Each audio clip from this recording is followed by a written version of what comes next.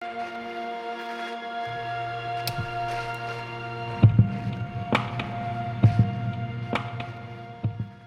remember back when I was in elementary school, I would say probably like second or third grade, our classes were always reading certain books, and I remember the teacher would always ask me to be the person to go and make a mural, like be the person that would do all the outlining to create figures and make a scene.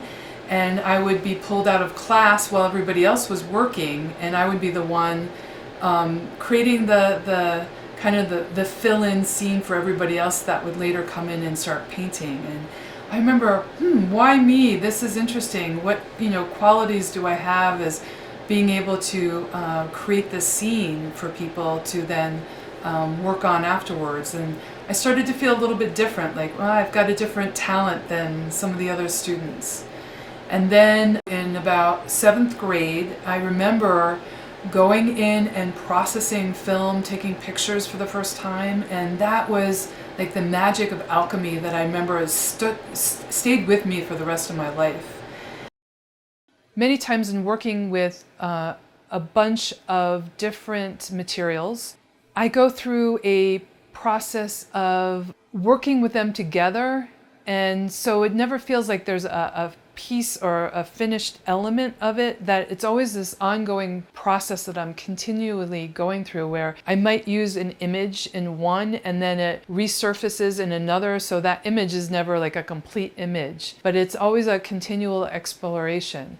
If I'm doing an installation, I usually have a preconceived understanding of what elements I want to have in, and so I'll know when they're produced that that's a finished piece. But many times I have reworked one image into different formats and sizes and installations, that it's just sort of this piece is ongoing and never ending.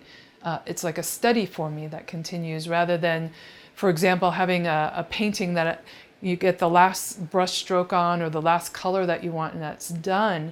For me, the concepts are always moving and they're always alive in my thoughts and my movement and in my art making. So it's an ongoing, continual production. I like to incorporate materials in the sciences and alchemy and bring that into my artwork. So I'm kind of using materials from different realities that wouldn't normally be put together, juxtaposed next together, and seeing what comes from that process.